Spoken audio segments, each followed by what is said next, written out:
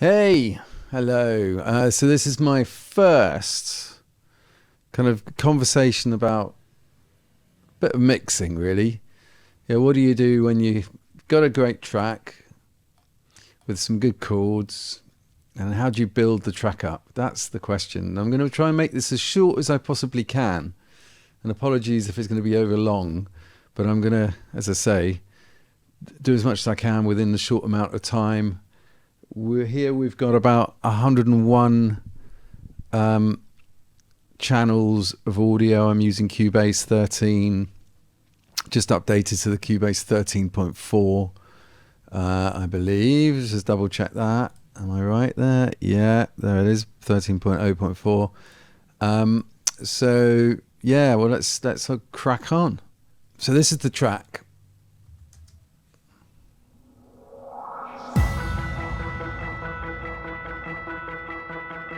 Grace me. How heavy will the sea be when I hold her in my hand, while the sun burns my flesh as time runs through my hands? Grace me. How bright will the light be? Grace me. When it fills me inside out? Grace me, fused with all that is. Grace me, that I have no doubt. Oh, grace me.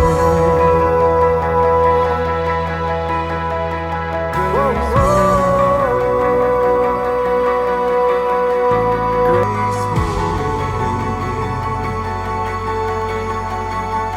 Grace me.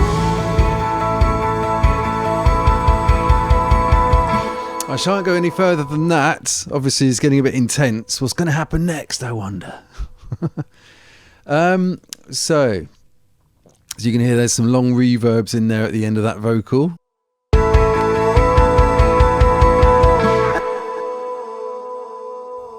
Yes. They're quite centered, quarter beat delays in that last vocal. If you have a look, it's not actually being automated, so they're on all the time, and these are basically for that whoa whoa whoa whoa vocal. I've got that on its own track, so I just thought, well, I might as well stick a little shimmer on there. That shimmer is made by Valhalla. Love Valhalla products, and I'm not being paid a single penny by Valhalla for saying that. I just think they're fantastic. So that's my settings for that kind of big reverb sound.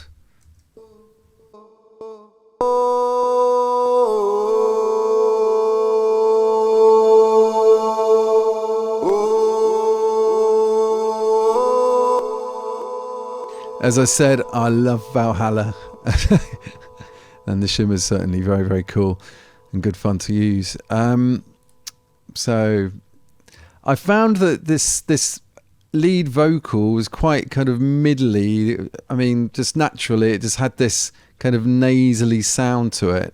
So I thought I'd better try and home in on that and try and get that fixed. So if you check this out. How heavy will the sea be when I hold her in my hand? Without my Q3, check it out. How heavy will the sea be when I hold her in my hand? It's like, there's a lot of this going on in a lot of music, and I can't stand it when you have to kind of, when you do that kind of, my ears hurt, so you kind of squeeze your muscles in your ears kind of slightly shut because it's that nasty kind of 3K area. So here's Q3. Which basically the way that works is that it's bringing down that level in that range whenever it's over the top, whenever it's over certain degree. So just look at it. How heavy will the sea be? And without the Q3. How heavy will the sea be? So you see, you can subtly, carefully, just tweak that nastiness that can be a bit deafening. So that's all nice, which I personally prefer. I mean, maybe some people will like to keep that. I mean, another little thing about this is compression, because obviously, check it out without all this stuff going on. I'll just turn off the R comp and the UAD 1176. Here we go. How heavy will the sea be when I hold her in my hand,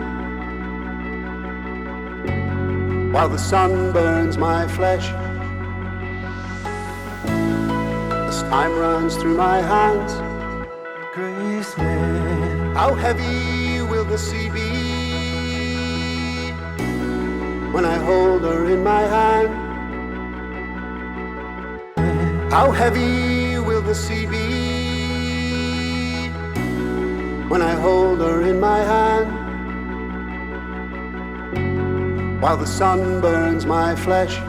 Obviously, the R comp helps, but the UAD just adds a little bit more to it, and along with a bit of character as well to the EQ, it kind of adds a nice little kind of low end kind of warmth and a little bit of top end as well. It's just something nice about the EQ, the natural EQ of the 1176, which is why they've been so big since the 60s, right? So check it out with and without the 1176. How heavy will the sea be when I hold her in my hand, while the sun burns my flesh as time runs through my hands? How heavy will the sea be? How heavy will the sea be? How heavy will the sea be? So what did you notice? Tell me what you noticed there between the two, with and without the 1176. Did you prefer with or did you prefer without? My personal preference, everyone's different, everyone's got a different pair of ears, is with the 1176. It just kind of homes it all in. How heavy will the sea be when I hold her in my hand? Do a little bit of writing with that, as in automation. Right, automation, so you can move things around. Always good. I'm going to add some delays as well if I wanted to. But yeah, I mean, that's a startup point.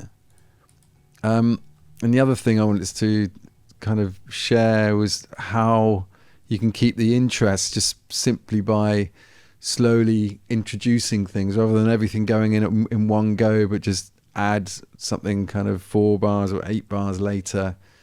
So if you listen to how this kind of builds up, you'll know what I mean.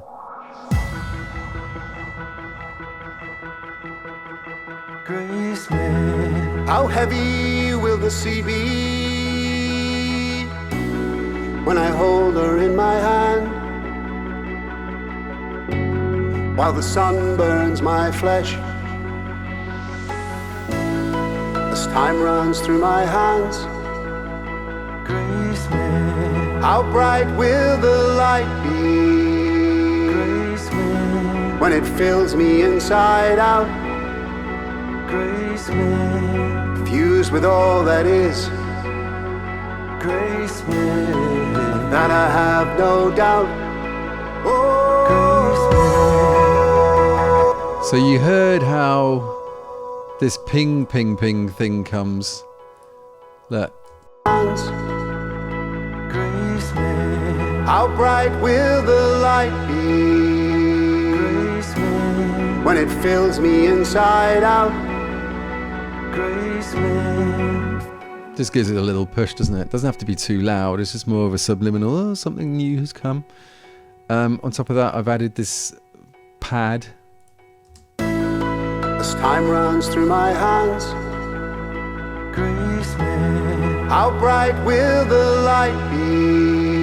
Graceland. When it fills me inside out? Graceland. fuse with all that is. Grace me, That I have no doubt. grace me, grace me, grace me, grace me. I kind of reined in the this pad because it goes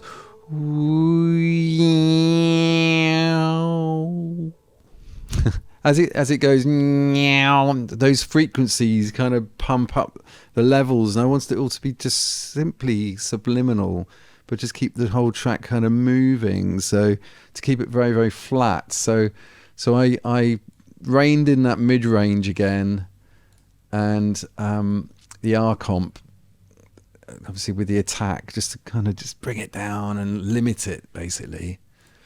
I didn't want to compress it, so I didn't do anything with the release time.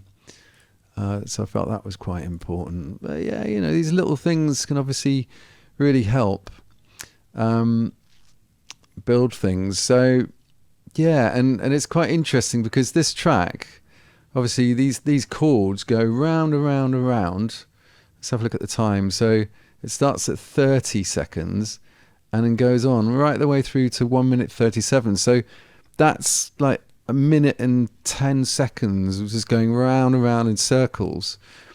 And as I said, that if you're just adding little bits of new stuff as the song progresses, just gradual implementations like every 4 or 8 bars, then it just keeps your mind kind of interested in listening.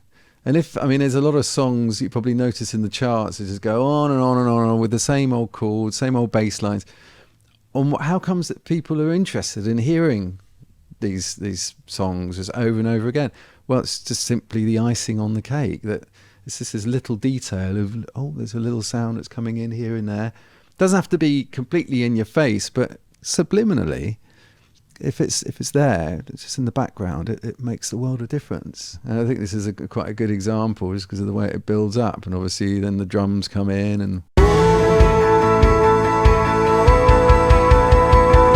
And when we have found you and joined you in that place, the place we call our home, the place of love and grace. One day we will find you. so yeah, so it just picks up, moves, goes back to the verse, got the typical verse bridge, a verse pre-chorus, chorus, verse pre-chorus, chorus, middle section, end, middle section, chorus, end, typical Beatles-esque kind of vibe, as in songwriting vibe. Anyway, thanks for watching and catch you later.